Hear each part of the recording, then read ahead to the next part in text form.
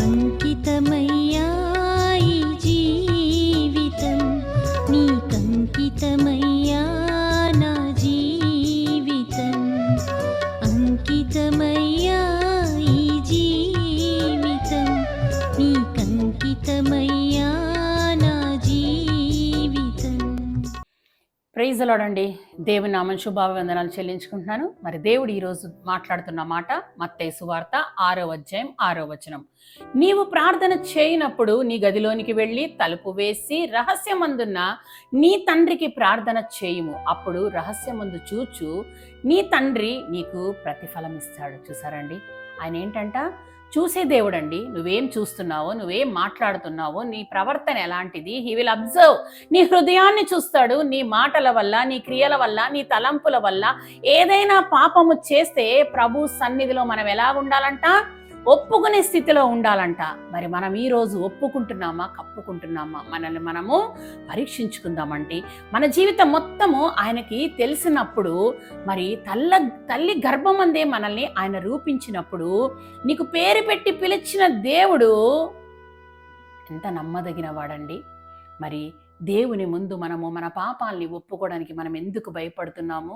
మరి కీర్తన 139:2-7 చూసుకున్నట్లయితే దావీదు అంటున్నాడు, నేను కూర్చుండుట నేను లేచుట నీకు తెలియను, నాకు తలంపు పుట్టక ముందే నీవు నా మనస్సు గ్రహించి ఉన్నాము. చూసారండి, నేను ఎక్కడికి వెళ్తాను? నీ ఆత్మ యొద్ద నుండి నేను ఎక్కడికి వెళ్తాను? నీ సన్నిధి నుండి నేను ఎక్కడికి వెళ్తాను అని మరి దావీదు చెప్తున్నాడు. చూసారా అండి, మరి ప్రార్థన ప్రాముఖ్యమైనదా, వాక్యం ప్రాముఖ్యమైనదా అంటే ఈ రెండు కళ్ళలో ఏది ప్రాముఖ్యమైనదని చెప్పుకోవాలంటే రెండు అండి. మరి ప్రార్థన కదా, వాక్యము ద్వారా దేవుడు మనతో మాట్లాడుతున్నాడు కదా. వాక్యం ఎప్పుడైతే చదువుతా ఉంటావో నువ్వు, దేవుడు నీతో ముఖాముఖిగా మాట్లాడతాడు. నువ్వు ఎప్పుడైతే ప్రార్థన చేస్తున్నావో దేవునితో మనం మాట్లాడుతూ ఉంటాం. చూసారండి, వాక్యము ద్వారా దేవుడు మనతో మాట్లాడితే ప్రార్థన ద్వారా మనము దేవునితో మాట్లాడుతూ ఉంటాం. వాక్యము ధ్యానిస్తూ మనము ప్రార్థన చేయగలాలంటే, ప్రార్థన అంటే మనకు వచ్చినట్లు నచ్చినట్లు చేయడం కాదండి. దేవుడు వినేటట్లు, దానికి వినిన తర్వాత ప్రతిఫలం ఇచ్చేటట్లు ప్రార్థించాలంట. దేవుని యొక్క ధనాగారాన్ని, సర్వ సంపదల గనిని తెరవగలిగే అత్యంత శక్తివంతమైనది ఏంటి అంటే అది కేవలం ప్రార్థన అండి. అయితే ఆ తాళపు చెవిని నువ్వు ఎట్లా ఉపయోగిస్తున్నావో మనకి తెలియాలండి. మరి అది నీ వ్యక్తిగత జీవితంలో, మరి ఇక్కడ మాట్లాడుతున్నట్టు నీవు ప్రార్థన చేయనప్పుడు ఏం చేయాలంటే మొదటిగా నీ గదిలోనికి వెళ్ళాలంట. అంటే నీకు ఒంటరి జీవితం కలిగి ఉండాలి, రహస్య జీవితం, దేవునితో ముఖాముఖిగా మాట్లాడుకునే జీవితం నీకు కలిగి ఉండాలంట. నువ్వు ప్రార్థన చేస్తున్నప్పుడు దేవుని చేత అది అంగీకరించబడాలంట. నీ హృదయం అనేది దున్నబడాలి. దేవుని సన్నిధిలో నీ శరీర ప్రాణ ఆత్మల్ని ఏం చేయాలంటే బలియాగముగా సమర్పించుకోవాలి. నిన్ను నువ్వు తగ్గించుకోవాలండి. నీ రాతి గుండె ఏదైతే ఉందో, బండబారిపోయిన స్థితిలో నువ్వు ఏదైతే ఉన్నావో అది దేవుని సన్నిధిలో నువ్వు ఒప్పుకోవాలి. నీ విరిగిన నలిగిన హృదయంతో దేవుని సన్నిధిలో నువ్వు వచ్చి దేవుణ్ణి ఏం చేయాలంట? ప్రార్థించాలి, అడగాలి. దేవా, నాకు ఈ సమస్య ఉంది, ఇదిగో నాకు పరిష్కారం దొరకట్లేదు, నాయన సహాయం చేయగల సమర్థుడివి నీవే అని దేవుని సన్నిధికి ఎప్పుడైతే నువ్వు ఒంటరిగా నీ తలుపు వేసుకొని దేవునితో ఒంటరిగా సమయం గడిపినప్పుడు దేవుడు ఏం చేస్తాడంట? చూచే దేవుడు అండి. ఆయన చూస్తూ ఉంటాడు, కంపల్సరీ చూసే దేవుడు. అప్పుడంట ఆయన నీ ప్రార్థన విని దాన్ని ప్రతిఫలము దయచేసే దేవుడుగా ఉన్నాడండి.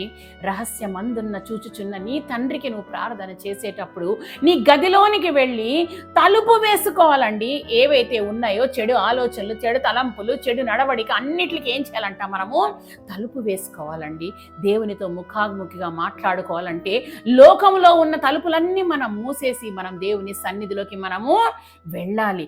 రహస్యమందు చూచుచున్న నీ తండ్రికి ఏం చేయాలంట? మనము ప్రార్థన చేయాలండి, ప్రార్థన చేయాలి. మరి దేవుని వాక్యం సెలవిస్తుంది కదా, నువ్వు ఉంటే చల్లగానైనా ఉండు, ఉంటే వెచ్చగానైనా ఉండు. నులివెచ్చగా ఉంటే దేవుడు ఏం చేస్తాడంటే మన జీవితాల్ని వేస్తాడు. ఈరోజు నా జీవితం చల్లగా ఉందా, వెచ్చగా ఉందా? మనల్ని మనం పరీక్షించుకుందామండి. దేవుని వాక్యం సెలవిస్తుంది, నీవు ప్రార్థన చేయుచున్నప్పుడు నీ గదిలోనికి వెళ్ళి తలుపు వేసుకొని మనం ఏం చేయాలంట? ప్రార్థన చేయాలంట. ప్రార్థన చేసిన ఎంతో మందిని మనం బైబిల్లో చూడగలుగుతున్నామండి కదా. మరి ఇందాక దావీదు చెప్తున్నట్టు నా నడక నా పడక ప్రతి ఒక్కటి తెలిసే ఉన్నాయండి. తల్లి గర్భమందే మనల్ని ఆయన రూపించుకున్న దేవుడు, నీ ఆలోచనలు పుట్టక ముందే మనల్ని ఎరిగిన దేవుడు, మరి నువ్వు చేసే కార్యాలని నేను చేసే కార్యాలని చూడట్లేదా అండి? ప్రతిదీ చూచే దేవుడు అండి. మరి మన ప్రవర్తన ఎలాగుంది, మన జీవితాలు ఎలాగున్నాయి, మరి మనము మార్చుకోవాలంట. మరి దావీదు చీకటిలో చేశాడంట తప్పు, కానీ మరి పగలు దేవుడు అందరినీ బట్టబయలు చేశాడంట. మరి మన జీవితాలు బయట పెట్టక ముందే మన జీవితాలు మనం ఏం చేసుకుందామంటే మార్చుకోవాలి. ప్రభు చెంతకి రావాలి, ప్రభు పాదాల దగ్గరికి రావాలి. మరి మనం ఆయన సన్నిధిలోకి రావాలి అంటే మన జీవితంలో గత చేసిన అన్ని పాపాలు మనం ఎప్పుడైతే ఒక్కసారి మనం దేవుని సన్నిధిలో ఒప్పుకొని మనం దేవుని దగ్గర పశ్చాత్తాపడతామో దేవుడు కంపల్సరీ నా బిడ్డ అని హక్కున చేర్చుకునే దేవుడు, ప్రేమించే దేవుడు, కరుణించే దేవుడు, మరి మన ప్రార్థన ఆలకించి మేలులతో నింపే దేవుడు ఈరోజు మనకి తోడుగా ఉన్నాడని మనం ఈరోజు నమ్మినట్లయితే మనం చిన్న ప్రార్థన చేసుకుందామండి. స్తోత్రార్హుడవునైనా, పూజార్హుడవు, నమ్మదగిన దేవుడవునైనా నీకే స్తోత్రాలు చెల్లించుకుంటున్నాం నైనా ప్రభ. అవునైనా ప్రభ, ఒంటరి జీవితం నీతో సహవాసం చేసేనైనా ప్రభ మాకు కలగ చేయమని అడుగుతున్నాము నైనా ప్రభ. నైనా లోకములో ప్రభా నైనా ఎన్నో శ్రమలు నైనా ప్రభ, ఎన్నో ఇబ్బందులు నైనా కృంగిపోయి ఉన్న దగ్గర ఉన్నప్పుడు ప్రభా నైనా ఇదిగో నీతో సహవాసం చేసే కృపని మాకు దయచేయమని అడుగుతున్నాము నైనా ప్రభ. నీతో ఒంటరిగా మాట్లాడే సమయం అందరికీ దయచేస్తున్నందుకు నీకే స్తోత్రాలు స్తుతులు చెల్లించుకుంటూ నజరేయుడైన యేసు క్రీస్తు ద్వారా వేడుకొనుచున్నాము తండ్రి. Amen, amen, amen. Praise the lord అండి. ప్రైజ్ ద లార్డ్ అందరికీ. Praise the lord.